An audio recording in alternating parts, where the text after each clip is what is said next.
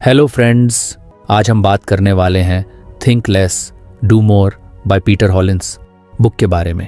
कई बार हम किसी काम को शुरू ही नहीं कर पाते क्योंकि हमें लगता है कि हमें इसे परफेक्ट तरीके से करना चाहिए। ये सोच हमें जकड़ लेती है और हम सिर्फ सोचते रह जाते हैं लेकिन कुछ कर नहीं पाते। इसे ही इनर्शिया कहा जाता है, यानी जड़ता या ठहराव। इसका सबसे आसान इलाज ये है कि अपने स्टैंडर्ड्स को कुछ कम कर दिया जाए। सोचिए, जब आप कोई नई स्किल सीखना चाहते हैं, जैसे कि पेंटिंग या गिटार बजाना, तो अगर आप ये सोचेंगे कि पहली बार में ही आपको किसी प्रोफेशनल आर्टिस्ट जैसा बनना है, तो आप शायद कभी शुरू ही ना कर पाएं। आपको लगेगा कि आप अच्छे नहीं हैं और आप ये सोचकर खुद को रोक लेंगे कि जब तक आप परफेक्ट ना हो जाएं, तब तक इसे करने का कोई फायदा नहीं। लेकिन अगर आप अपने स्टैंडर्ड्स कम कर दें और बस एक छोटा सा डूडल बना लें या एक सिंपल धुन बजाने की कोशिश करें, तो आप शुरुआत कर लेंगे। एक बार शुरुआत हो जाए तो आगे बढ़ना आसान हो जाता है। इसी तरह जब हम किसी बड़े टास्क के बारे में सोचते हैं तो वह इतना भारी लगने लगता है कि हम उस पर काम ही नहीं कर पाते। मान लीजिए आपको एक 10 पेज की रिपोर्ट लिखनी है और आप ये सोच रहे हैं कि इसे बहुत ही परफेक्ट होना चाहिए। ये सोचते ही आपको लगेगा कि यह बहुत मुश्किल है और आप टाल मटोल प्रोक्रेस्टिनेशन करने लगेंगे। लेकिन अगर आप यह सोचें कि बस पहला पैराग्राफ ही लिखना है, चाहे वह कैसा भी हो, तो आप काम शुरू कर पाएंगे। हमारा दिमाग फिनिश लाइन देखने में ज्यादा दिलचस्पी लेता है, लेकिन जब वह यह देखता है कि वह बहुत दूर है तो वह डर जाता है। इसे दूर करने के लिए आपको बस इतना करना है कि अपने पहले कदम को आसान बना लें। अगर आपको एक्सरसाइज शुरू करनी है तो आप यह मत सोचिए कि आपको रोज 1 घंटे की वर्कआउट करनी होगी। बस ये सोचिए कि आपको सिर्फ 5 मिनट के लिए स्ट्रेचिंग करनी है। जब आप स्ट्रेचिंग कर लेंगे तो शायद आपको खुद ही लगे कि कुछ और कर लिया जाए। पूर्णतावाद कई बार प्रगति का सबसे बड़ा दुश्मन बन जाता है। हम ये मानकर चलते हैं कि हमें हर चीज में परफेक्ट होना चाहिए, लेकिन सच्चाई यह है कि परफेक्शन कभी भी एक झटके में नहीं आता। वह धीरे धीरे बार बार कोशिश करने से आता है। पहली ड्राफ्ट हमेशा खराब होती है, पहली कोशिश हमेशा औसत होती है और पहला कदम हमेशा अस्थिर होता है। लेकिन अगर आप इसे स्वीकार कर लें और खुद को यह अनुमति दें कि आप शुरुआत में औसत काम कर सकते हैं, तो आप इनर्शिया को हरा सकते हैं। सोचिए, जब कोई बच्चा चलना सीखता है तो क्या वह पहली बार में ही बिना गिरे दौड़ने लगता है? नहीं, वह गिरता है, फिर उठता है, फिर गिरता है और धीरे धीरे चलना सीखता है। अगर वह यह सोच ले कि जब तक वह बिना गिरे नहीं चल सकता तब तक वह कोशिश ही नहीं करेगा, तो वह कभी चल ही नहीं पाएगा। हमें भी यही माइंडसेट अपनाने की जरूरत है। कई बार हम सोचते हैं कि अगर हम कम स्टैंडर्ड्स रखेंगे तो हमारा काम बेकार होगा, लेकिन यह सही नहीं है। शुरुआत करना किसी भी टास्क का सबसे मुश्किल हिस्सा होता है और अगर आप उस हिस्से को आसान बना लें तो आगे का सफर खुद ही आसान हो जाता है। जब आप लिखना शुरू करते हैं तो आप धीरे धीरे एडिट कर सकते हैं। जब आप एक्सरसाइज शुरू करते हैं तो धीरे धीरे अपनी स्टैमिना बढ़ा सकते हैं। जब आप कोई नया बिजनेस शुरू करते हैं तो धीरे धीरे उसे सुधार सकते हैं। लेकिन अगर आप बस यह सोचते रहेंगे कि शुरुआत ही परफेक्ट होनी चाहिए, तो आप शायद कभी शुरुआत नहीं कर पाएंगे। इसलिए अगली बार जब भी आपको लगे कि आप किसी काम को करने के लिए बहुत ज्यादा प्रेशर महसूस कर रहे हैं, तो बस अपने स्टैंडर्ड्स कुछ कम कर दीजिए। अपने टारगेट को छोटा बना दीजिए, काम को छोटे हिस्सों में तोड़ दीजिए और सबसे जरूरी बात, खुद को परफेक्ट होने का बोझ मत दीजिए। आपको केवल शुरुआत करनी है, चाहे वह शुरुआत कितनी भी छोटी क्यों ना हो। एक बार आप गति में आ गए तो इनर्शिया खुद ही खत्म हो जाएगा। अक्सर हम सोचते हैं कि किसी काम को करने के लिए पहले मोटिवेशन चाहिए। जब हमें मोटिवेटेड फील होगा तभी हम वह काम शुरू करेंगे, लेकिन सच्चाई इससे बिल्कुल अलग है। असल में मोटिवेशन का जन्म एक्शन से होता है। यानी अगर आप बिना मोटिवेशन के भी बस पहला कदम उठा लें तो धीरे धीरे आपको खुद ही मोटिवेशन मिलने लगेगा। जब आप किसी चीज को करने लगते हैं तो उसमें इन्वॉल्व हो जाते हैं और फिर आपका दिमाग खुद ही आपको आगे बढ़ने के लिए प्रेरित करने लगता है। मान लीजिए आपको एक लंबी बुक पढ़नी है, लेकिन आपको पढ़ने का मन नहीं कर रहा। आप सोच रहे हैं कि जब मुझे पढ़ने का मूड आएगा तब मैं इसे पढ़ूंगा। लेकिन अगर आप सिर्फ 2 पेज पढ़ने का एक्शन ले लें तो आपका दिमाग धीरे धीरे उस प्रोसेस में घुसने लगेगा और आपको खुद ही लगेगा कि कुछ और पढ़ लिया जाए। यही चीज किसी भी काम पर लागू होती है, चाहे वह एक्सरसाइज हो, पढ़ाई हो, काम हो या कोई नया स्किल सीखना हो। अगर आप शुरुआत कर लेंगे तो मोटिवेशन अपने आप आ जाएगा। मोटिवेशन की समस्या यह है कि यह एक अस्थायी टेम्पोरेरी चीज होती है। आप किसी मोटिवेशनल वीडियो या स्पीच से मोटिवेट हो सकते हैं, लेकिन वह मोटिवेशन ज्यादा देर तक नहीं टिकता। इसलिए अगर आप सिर्फ मोटिवेशन के भरोसे रहेंगे तो आप कुछ ही दिनों में फिर से सुस्त महसूस करने लगेंगे। लेकिन अगर आप एक्शन लेने की आदत बना लें तो आप बिना मोटिवेशन के भी अपने टारगेट को अचीव कर सकते हैं। इसका सबसे अच्छा उदाहरण है वर्कआउट। बहुत से लोग सोचते हैं कि पहले उन्हें एक्सरसाइज करने का मूड आए, फिर वे जिम जाएंगे। लेकिन अगर वे सिर्फ 5 मिनट की स्ट्रेचिंग से शुरुआत कर लें तो उनका शरीर और दिमाग धीरे धीरे उसमें लग जाएगा और फिर उनका मन करेगा कि कुछ और एक्सरसाइज कर ली जाए। यही प्रिंसिपल हर चीज पर लागू होता है। जब आप किसी भी काम को करने लगते हैं तो आपकी एनर्जी उस ओर शिफ्ट होने लगती है और मोटिवेशन अपने आप पैदा होने लगता है। सोचिए कि आपने कभी पहले किसी काम को करने में बहुत आलस महसूस किया होगा, लेकिन जब किसी कारणवश आपने उसे शुरू कर दिया तो आपको मजा आने लगा। इसका कारण यही है कि एक्शन लेने के बाद आपका दिमाग उसी दिशा में काम करने के लिए ट्यून हो जाता है। कई बार हमें किसी काम की शुरुआत में बहुत बोर्डम महसूस होती है, लेकिन अगर हम इसे जारी रखते हैं तो वह चीज धीरे धीरे इंटरेस्टिंग लगने लगती है। यह साइकोलॉजिकल फैक्ट है कि जब हम किसी एक्टिविटी में इन्वॉल्व हो जाते हैं तो हमारा माइंड उसे कंप्लीट करने की दिशा में काम करने लगता है। इसका एक और बड़ा फायदा यह होता है कि जब आप एक्शन लेना शुरू कर देते हैं तो आपके अंदर की संदेह, सेल्फ डाउट और अनिश्चितता, अनसर्टेनिटी भी धीरे धीरे कम होने लगती है। जब आप सिर्फ सोचते रहते हैं कि कोई काम मुश्किल है तो वह आपको और भी कठिन लगता है, लेकिन जब आप उसे करना शुरू कर देते हैं तो आपको महसूस होता है कि वह उतना मुश्किल नहीं था जितना आपने सोचा था।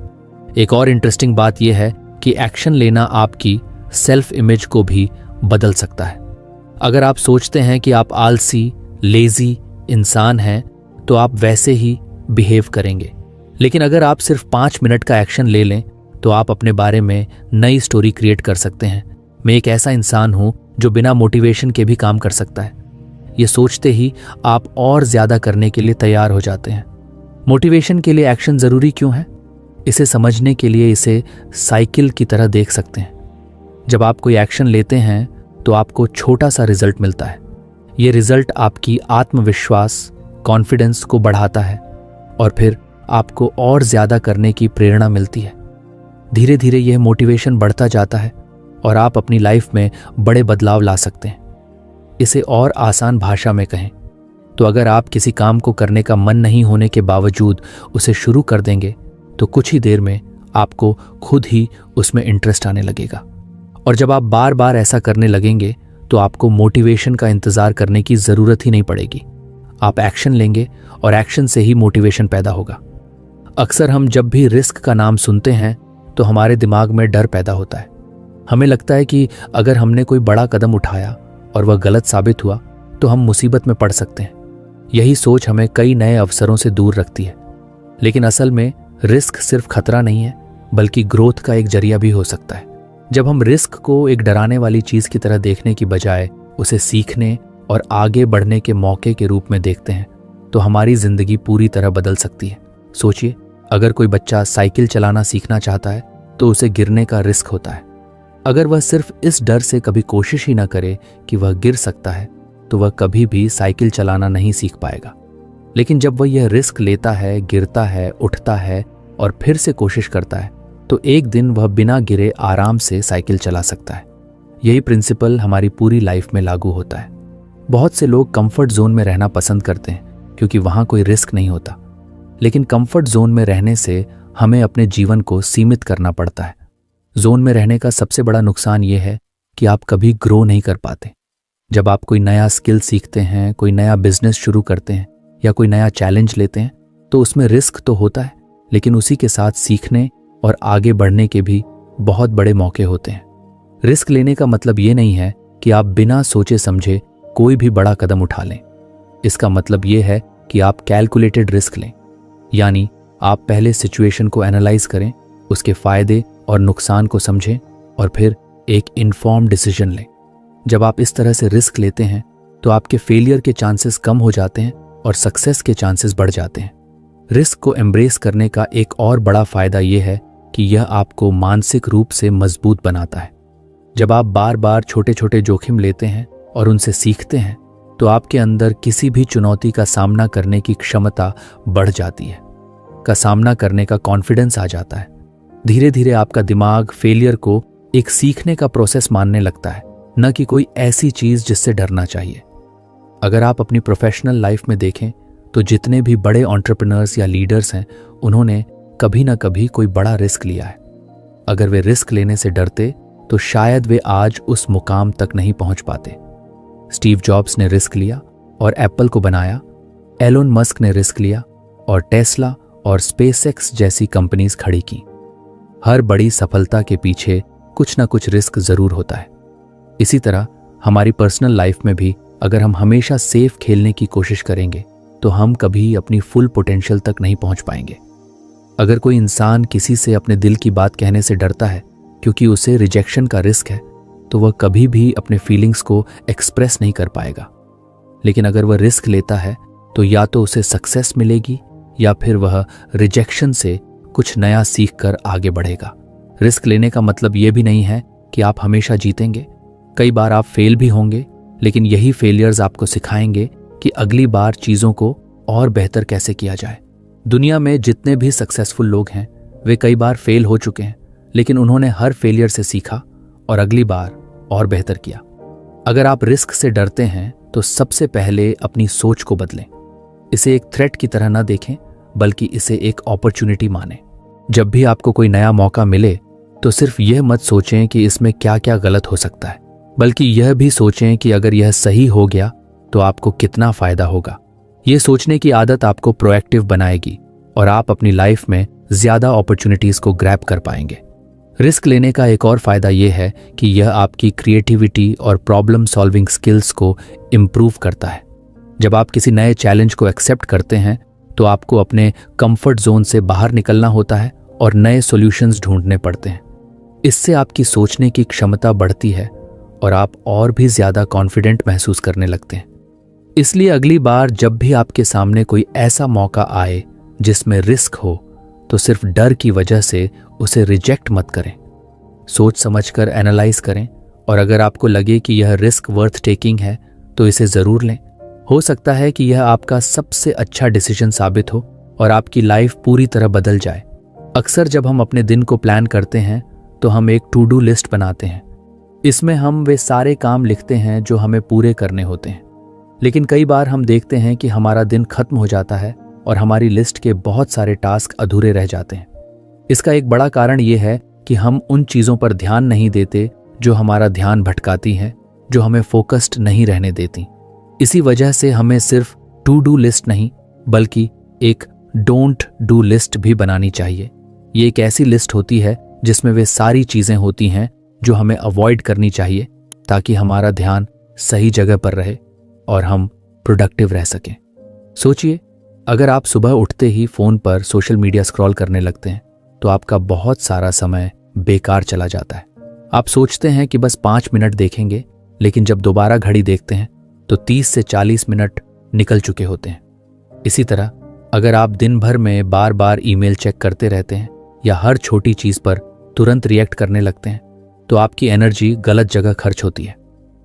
डोंट डू लिस्ट इसी तरह की चीज़ों को आइडेंटिफाई करने में मदद करती है ताकि आप उन आदतों से बच सकें जो आपके समय और प्रोडक्टिविटी को बर्बाद करती हैं। इस लिस्ट को बनाने के लिए सबसे पहले आपको यह देखना होगा कि दिन भर में कौन कौन सी एक्टिविटीज़ आपका ध्यान भटकाती हैं। क्या आप हर छोटी ब्रेक में अपना फ़ोन चेक करते हैं? क्या आप अनावश्यक बैठकों में बहुत ज़्यादा समय बर्बाद करते हैं? क्या आप बिना किसी प्लान के सोशल मीडिया पर बहुत ज़्यादा वक्त बिताते हैं? इन सब चीज़ों को नोट करें और इन्हें अपनी डोंट डू लिस्ट में डाल दें। इससे आपको यह साफ साफ समझ में आ जाएगा कि आपको किन चीज़ों से बचना है। डोंट डू लिस्ट का सबसे बड़ा फायदा यह है कि यह आपको डिसिप्लिन सिखाती है। जब आपके पास यह स्पष्ट होता है कि आपको क्या नहीं करना है तो आप अपने इंपॉर्टेंट कामों पर ज्यादा ध्यान दे सकते हैं। मान लीजिए कि आपकी लिस्ट में लिखा है कि मैं सुबह 10 बजे से पहले सोशल मीडिया इस्तेमाल नहीं करूंगा, तो जब भी आपका मन करेगा कि फोन उठाकर इंस्टाग्राम या ट्विटर देख लें, आपकी लिस्ट आपको याद दिलाएगी कि यह आपकी प्रायोरिटी में नहीं है। धीरे धीरे ये एक हैबिट बन जाएगी और आपकी प्रोडक्टिविटी बढ़ने लगेगी। बहुत से लोग सोचते हैं कि बस ज़्यादा मेहनत करने से सफलता मिलती है, लेकिन असल में स्मार्ट तरीके से काम करना ज़्यादा ज़रूरी है। अगर आप सिर्फ व्यस्त बिजी रहने की बजाय अपने समय का सही इस्तेमाल करें तो आप कम समय में ज़्यादा कर सकते हैं। डोंट डू लिस्ट आपको यह समझने में मदद करती है कि कौन से काम सिर्फ आपका समय बर्बाद कर रहे हैं और उनसे बचकर आप अपनी एनर्जी सही दिशा में लगा सकते हैं। इसे और बेहतर बनाने के लिए आप अपनी लिस्ट को समय समय पर अपडेट कर सकते हैं। हो सकता है कि शुरू में आपको लगे कि सिर्फ सोशल मीडिया आपका ध्यान भटकाता है, लेकिन कुछ हफ्तों बाद आपको महसूस हो कि बार बार अनावश्यक मीटिंग्स भी आपका बहुत समय ले रही हैं। ऐसे में आपको अपनी डोंट डू लिस्ट में यह भी जोड़ना होगा कि मैं बेकार की मीटिंग्स में शामिल नहीं होऊंगा। इसी तरह आप अपने अनुभव के आधार पर अपनी लिस्ट को रिफाइन करते रहें। एक और महत्वपूर्ण चीज यह है कि डोंट डू लिस्ट केवल डिस्ट्रैक्शन से बचने के लिए नहीं होती, बल्कि यह आपको इमोशनल और मेंटल क्लैरिटी भी देती है। कई बार हम ऐसे डिसीजंस लेते हैं जो हमारे लिए सही नहीं होते, सिर्फ इसलिए क्योंकि हमें आदत होती है कि हम ना नहीं कह पाते। अगर आपकी लिस्ट में यह लिखा हो कि मैं ऐसे कामों के लिए हाँ नहीं कहूँगा जो मेरे गोल्स से मेल नहीं खाते, तो ये आपको अननेसेसरी कमिटमेंट्स से बचाने में मदद कर सकता है। अगर आप किसी एंटरप्रेन्योर, राइटर या किसी भी क्रिएटिव फील्ड में हैं, तो यह लिस्ट और भी ज़्यादा महत्वपूर्ण हो जाती है, क्योंकि आपके लिए सबसे ज़रूरी चीज़ है डीप वर्क, यानी वह समय जब आप पूरी तरह से फोकस होकर अपना सबसे अच्छा काम कर सकें। लेकिन अगर आपका ध्यान बार बार छोटे छोटे डिस्ट्रैक्शन से भटकता रहेगा, तो आप कभी भी अपनी फुल पोटेंशियल तक नहीं पहुंच पाएंगे। डोंट डू लिस्ट आपको यह क्लैरिटी देती है कि कौन से काम आपको अवॉइड करने हैं, ताकि आप अपने सबसे ज़रूरी टास्क पर पूरा ध्यान लगा सकें। ये लिस्ट केवल प्रोफेशनल लाइफ के लिए नहीं, बल्कि पर्सनल लाइफ में भी बहुत काम आ सकती है। मान लीजिए कि आप अपनी हेल्थ को सुधारना चाहते हैं। अगर आपकी डोंट डू लिस्ट में यह लिखा हो कि मैं रात 11 बजे के बाद जंक फूड नहीं खाऊंगा, तो ये आपको सही चॉइसेस बनाने में मदद करेगा। अगर आप अपनी मेंटल हेल्थ पर ध्यान देना चाहते हैं, तो आप लिस्ट में यह जोड़ सकते हैं कि मैं ऐसे लोगों के साथ समय नहीं बिताऊंगा जो मेरी एनर्जी ड्रेन करते हैं। अंत में यह समझना जरूरी है कि जितना जरूरी क्या करना है यह तय करना है, उतना ही जरूरी यह तय करना भी है कि क्या नहीं करना है। हम सभी के पास 24 घंटे ही होते हैं, और अगर हम सही जगह अपनी एनर्जी लगाना सीख लें, तो हम अपनी लाइफ में बड़ा बदलाव ला सकते हैं। एक छोटी सी डोंट डू लिस्ट बनाना एक आसान लेकिन पावरफुल तरीका है अपने दिन को बेहतर और ज़्यादा प्रोडक्टिव बनाने का। अगर आप इसे ईमानदारी से फॉलो करते हैं, तो आप देखेंगे कि कैसे आपकी एफिशिएंसी, फोकस और ओवरऑल हैप्पीनेस बढ़ने लगती है। हमारी ज़िंदगी में हर दिन कई सारे काम होते हैं, कुछ ज़रूरी होते हैं तो कुछ कम ज़रूरी, लेकिन अक्सर ऐसा होता है कि हम उन कामों में उलझे रहते हैं जो उतने महत्वपूर्ण नहीं होते, और जो असल में हमारे लिए सबसे ज़्यादा मायने रखते हैं वे काम पीछे छूट जाते हैं। इसका कारण यह है कि हम अपनी प्राथमिकताओं, प्रायोरिटीज़ को सही तरीके से सेट नहीं कर पाते। यहीं पर बर्नर लिस्ट की ज़रूरत पड़ती है। ये एक ऐसा तरीका है जिससे आप अपने सबसे महत्वपूर्ण और कम महत्वपूर्ण कामों को अलग अलग रख सकते हैं, ताकि आपकी एनर्जी और अटेंशन सही दिशा में लगे। बर्नर लिस्ट का आइडिया यह है कि आप अपने टास्क को 2 हिस्सों में बांटें, फ्रंट बर्नर और बैक बर्नर। फ्रंट बर्नर में वे चीज़ें आती हैं जो आपकी सबसे बड़ी प्राथमिकता है, जिन पर आपको सबसे ज़्यादा ध्यान देना चाहिए।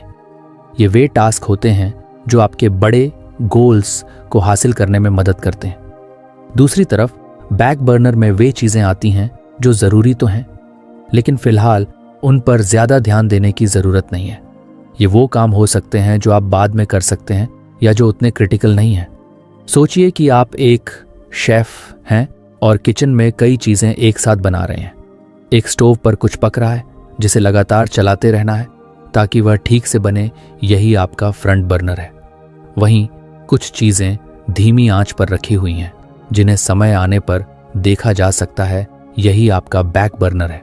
ठीक इसी तरह जब हम अपनी लाइफ को इस तरीके से ऑर्गेनाइज करते हैं, तो तो हम अपनी एनर्जी को सही जगह फोकस कर सकते हैं।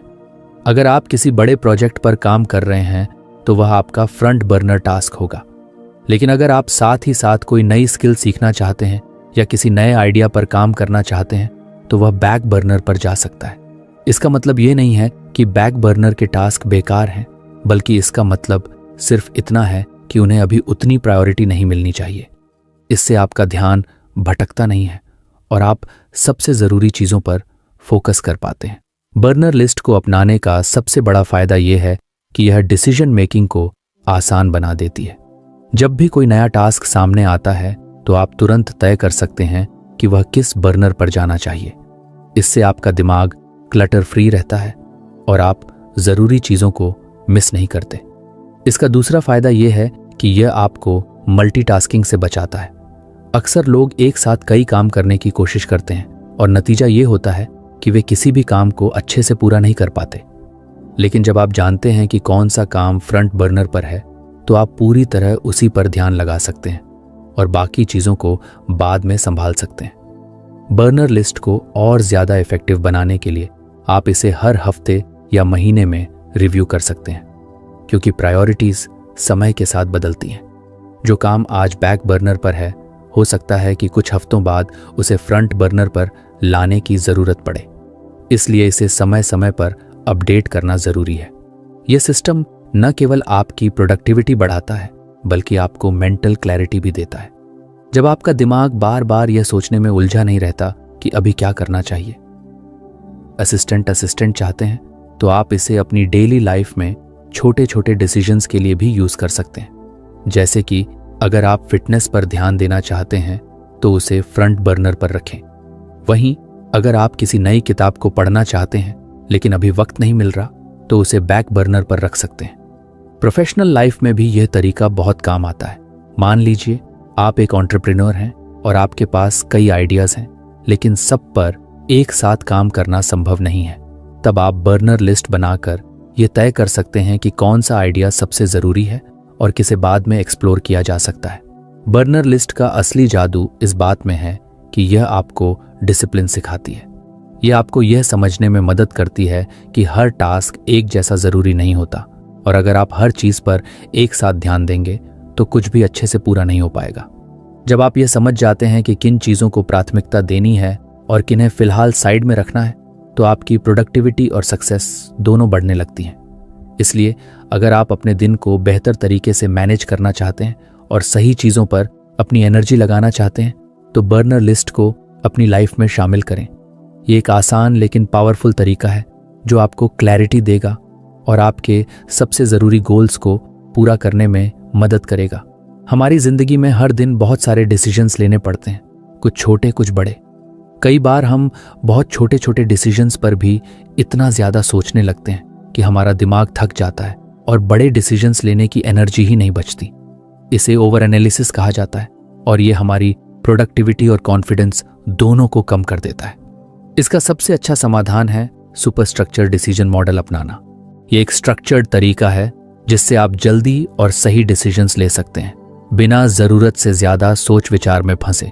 सोचिए कि अगर हर बार आपको यह सोचना पड़े कि आपको सुबह क्या पहनना है, क्या नाश्ता करना है या किस ईमेल का जवाब पहले देना है, तो आपका दिमाग इन छोटे छोटे डिसीजंस में ही उलझ जाएगा। यही कारण है कि कई सक्सेसफुल लोग अपने रोज़मर्रा के डिसीजंस को सिंप्लीफाई कर देते हैं। उदाहरण के लिए स्टीव जॉब्स और मार्क जुकरबर्ग हमेशा एक जैसा कपड़ा पहनते थे ताकि उन्हें हर दिन इस बारे में डिसीजन न लेना पड़े।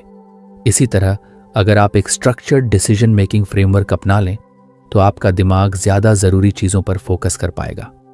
सुपर स्ट्रक्चर डिसीजन मॉडल का मतलब है कि आपके पास एक प्री डिफाइंड सिस्टम हो जो आपको यह तय करने में मदद करे कि कौन सा डिसीजन कैसे लेना है।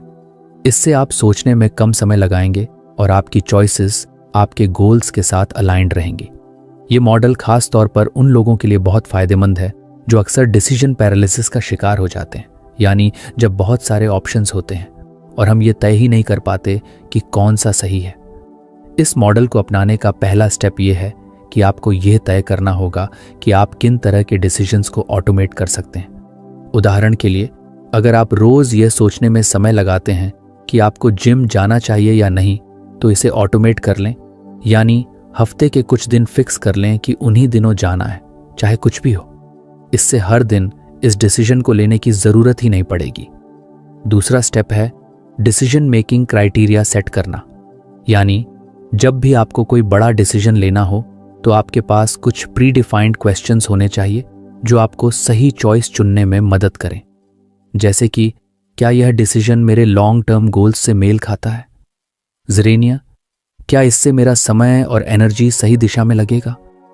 ज़ेरेनिया, अगर मैं यह डिसीजन गलत लेता हूं तो उसका सबसे बुरा असर क्या हो सकता है? जब आपके पास ये प्री डिफाइंड फिल्टर्स होंगे तो आप बिना ज्यादा सोचे समझे सही डिसीजन ले पाएंगे। तीसरा स्टेप है पास्ट डिसीजन से सीखना। अगर आपने पहले कोई गलत डिसीजन लिया था तो उस पर एनालाइज करें कि गलती कहां हुई थी और अगली बार उस गलती को अवॉइड करने के लिए क्या किया जा सकता है। इससे आपकी डिसीजन मेकिंग एबिलिटी बेहतर होगी और आप फ्यूचर में ज्यादा कॉन्फिडेंट चॉइसेस ले पाएंगे। ये मॉडल न केवल आपकी स्पीड को बढ़ाता है बल्कि आपकी मेंटल क्लैरिटी भी बढ़ाता है। जब आप बार बार सोचने की बजाय एक स्ट्रक्चर्ड प्रोसेस के हिसाब से डिसीजंस लेने लगते हैं तो आपका दिमाग ज्यादा रिलैक्स रहता है और स्ट्रेस भी कम होता है। सुपर स्ट्रक्चर डिसीजन मॉडल आपको डिस्ट्रैक्शन से भी बचाता है। जब आपके पास एक सिस्टम होता है तो आप हर छोटी चीज पर ज्यादा ध्यान नहीं देते और केवल उन्हीं चीजों पर फोकस करते हैं जो आपके लिए सबसे ज्यादा मायने रखती हैं। इससे आप ज्यादा प्रोडक्टिव और एफिशिएंट बन जाते हैं। अगर आप अपनी प्रोफेशनल लाइफ में इस मॉडल को अपनाना चाहते हैं तो आप अपने काम के डिसीजंस को कैटेगरीज में बांट सकते हैं, जैसे कि urgent tasks, important but non urgent tasks और कंप्लीटली अवॉइडेबल टास्क्स।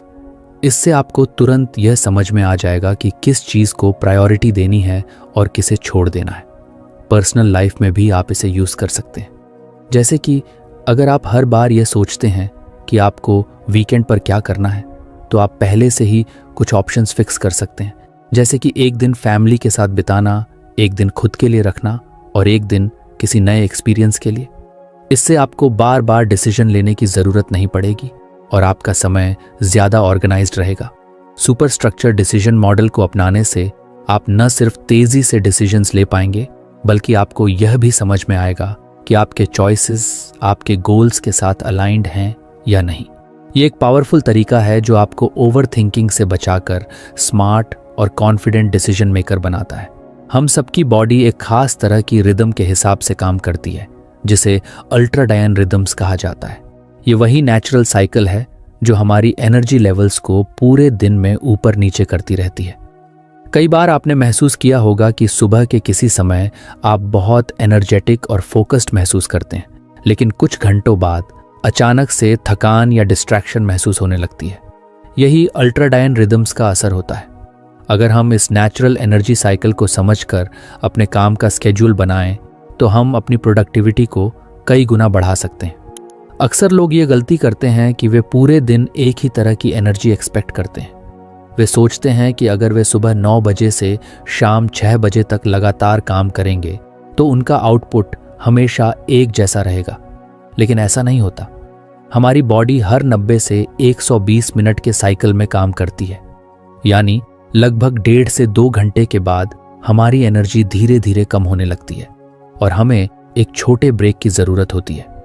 अगर हम इस नेचुरल साइकिल के हिसाब से काम करें तो हम ज्यादा प्रोडक्टिव और कम थके हुए महसूस करेंगे। सोचिए, अगर आप अपने हाईएस्ट एनर्जी लेवल के समय सबसे जरूरी और डिमांडिंग टास्क्स करें तो आपका काम कितना एफिशिएंट हो जाएगा। और जब आपकी एनर्जी लो हो तो आप ऐसे काम करें जो ज्यादा दिमागी मेहनत नहीं मांगते, जैसे कि ईमेल्स चेक करना, मीटिंग्स अटेंड करना या प्लानिंग करना। इस तरह आप अपने शरीर की नेचुरल रिदम के साथ काम करेंगे, न कि उसके खिलाफ। इसका सबसे अच्छा तरीका यह है कि आप अपने एनर्जी पैटर्न्स को ऑब्जर्व करें। एक हफ्ते तक ध्यान दें कि दिन के किस समय आप सबसे ज्यादा एनर्जेटिक और फोकस्ड महसूस करते हैं और किस समय आपको सुस्ती या डिस्ट्रैक्शन महसूस होती है। इससे आपको पता चलेगा कि आपकी पीक फो मानसू हॉर्स कौन से हैं। जब आपको अपने पीक हॉर्स का पता चल जाए तो उन घंटों में सबसे क्रिटिकल काम करें, वह काम जो सबसे ज्यादा कंसंट्रेशन और क्रिएटिविटी मांगता है। जैसे कि अगर आप राइटर हैं तो अपनी राइटिंग सुबह के हाई एनर्जी आवर्स में करें। अगर आप किसी स्ट्रैटेजी या प्लानिंग पर काम कर रहे हैं तो इसे भी अपने पीक टाइम में रखें। दूसरी तरफ जब आपकी एनर्जी नेचुरली लो होती है तो उस समय लाइट टास्क्स करें, जैसे कि कॉल्स, ईमेल्स या कैजुअल डिस्कशंस। बहुत से लोग ये सोचकर गिल्ट महसूस करते हैं कि वे पूरे दिन लगातार हाई एनर्जी पर काम नहीं कर पाते, लेकिन असल में ऐसा करना पॉसिबल ही नहीं है। दुनिया के सबसे प्रोडक्टिव लोग भी ब्रेक्स लेते हैं और अपने शरीर की नेचुरल एनर्जी के हिसाब से काम करते हैं। जब आप इस बात को समझ लेते हैं कि आपकी बॉडी कैसे काम करती है, तो आप स्मार्ट तरीके से अपने काम को ऑर्गेनाइज कर सकते हैं। अल्ट्राडाइन रिदम्स को अपनाने का एक और बड़ा फायदा यह है कि इससे बर्नआउट से बचा जा सकता है। जब हम बिना रुके लगातार काम करते हैं तो हमारी एनर्जी पूरी तरह खत्म हो जाती है और हम जल्दी थक जाते हैं। लेकिन अगर हम अपने एनर्जी साइकिल्स को ध्यान में रखकर सही समय पर ब्रेक लेते हैं तो हमारी एफिशिएंसी बनी रहती है और हम लंबे समय तक हाई परफॉर्मेंस पर काम कर सकते हैं। अगर आप इस अप्रोच को अपनी लाइफ में अप्लाई करना चाहते हैं तो सबसे पहले अपने डेली स्केड्यूल को कुछ फ्लेक्सिबल बनाइए। जरूरी नहीं कि आप हर समय एक जैसा परफॉर्म करें। आपको बस ये समझना है कि कौन से घंटे आपके सबसे प्रोडक्टिव होते हैं और कौन से घंटे आपको रिलैक्स करने के लिए चाहिए। उदाहरण के लिए, अगर आपको सुबह 10 से 12 बजे के बीच सबसे ज्यादा एनर्जी महसूस होती है तो उस समय सबसे इंपॉर्टेंट और चैलेंजिंग काम करें। फिर 12 से 12:30 तक एक छोटा ब्रेक लें, वॉक करें, पानी पिएं या कुछ देर आराम करें। इसके बाद दोबारा काम पर लौटें, लेकिन अब लाइट टास्क्स को प्रायोरिटी दें। ये छोटी छोटी चीजें आपकी प्रोडक्टिविटी में बहुत बड़ा बदलाव ला सकती हैं। ये सिर्फ टाइम मैनेजमेंट नहीं बल्कि एनर्जी मैनेजमेंट का तरीका है। जब आप अपने अल्ट्राडियन रिदम्स के हिसाब से काम करना शुरू करेंगे तो आप पाएंगे कि आप पहले से कम एफर्ट में ज्यादा काम कर पा रहे हैं और आपका दिमाग ज्यादा फ्रेश और फोकस्ड महसूस कर रहा है। हमारी बॉडी एक नेचुरल रिदम के हिसाब से काम करती है जिसे अल्ट्राडाइन रिदम्स कहते हैं। यह हमारे एनर्जी लेवल्स को पूरे दिन कंट्रोल करता है। कभी आपने नोटिस किया होगा कि एक समय पर आप सुपर फोकस्ड होते हैं, लेकिन कुछ घंटों बाद आपको थकान या डिस्ट्रैक्शन महसूस होने लगती है। ये इसी रिदम का असर है। अगर हम इसे समझकर अपने काम का सही स्केड्यूल बनाएं तो हम ज्यादा प्रोडक्टिव बन सकते हैं। अक्सर लोग ये सोचते हैं कि पूरे दिन एक जैसी एनर्जी बनी रहेगी, लेकिन ऐसा नहीं होता। हमारी बॉडी हर 90 से 120 मिनट के एक साइकिल में काम करती है, यानी 1.5-2 घंटे बाद हमारी एनर्जी नेचुरली कम होने लगती है और हमें ब्रेक की जरूरत होती है। अगर हम इस नेचुरल साइकिल के हिसाब से काम करें तो हम कम एफर्ट में ज्यादा काम कर सकते हैं। इसका सबसे अच्छा तरीका है कि आप अपने एनर्जी पैटर्न्स को ऑब्जर्व करें। दिन के कौन से घंटे आपकी पीक परफॉर्मेंस के हैं और कब आपको थकान महसूस होती है, यह समझें। फिर अपने हाई एनर्जी टाइम में सबसे जरूरी काम करें, वह जो सबसे ज्यादा फोकस और क्रिएटिविटी मांगता है। जब एनर्जी लो हो तो ईमेल्स, मीटिंग्स, कैजुअल टास्क्स को उस समय करें। बहुत से लोग गिल्ट महसूस करते हैं कि वे पूरे दिन हाई परफॉर्मेंस पर काम नहीं कर पाते, लेकिन स्मार्ट वर्क यही है कि आप अपने बॉडी रिदम के साथ काम करें, न कि उसके खिलाफ। दुनिया के सबसे प्रोडक्टिव लोग भी ब्रेक्स लेते हैं और सही समय पर सही काम करते हैं। इसका एक बड़ा फायदा यह भी है कि आप बर्नआउट से बचते हैं। अगर आप बिना रुके लंबे समय तक काम करेंगे तो आपकी एनर्जी जल्दी खत्म हो जाएगी, लेकिन अगर आप अल्ट्राडाइन साइकिल्स को फॉलो करके सही समय पर ब्रेक लेंगे तो आप एफिशिएंट बने रहेंगे। अगर आप इस अप्रोच को अपनी लाइफ में अप्लाई करना चाहते हैं तो रिजिड टाइम टेबल छोड़ें और अपने नेचुरल रिदम्स को समझें। जब आप हाई एनर्जी मोड में हो तो चैलेंजिंग टास्क्स करें और जब एनर्जी लो हो तो लाइट टास्क्स करें। 30 मिनट के छोटे ब्रेक लेने से भी फोकस और एफिशिएंसी बनी रहती है। ये टाइम मैनेजमेंट नहीं, एनर्जी मैनेजमेंट है। जब आप अपने अल्ट्राडियन रिदम्स के हिसाब से काम करना शुरू करेंगे तो आप पाएंगे कि पहले से कम एफर्ट में ज्यादा काम हो रहा है और आपका माइंड ज्यादा फ्रेश और फोकस्ड महसूस कर रहा है। तो फ्रेंड्स, ये थी हमारी आज की बुक समरी।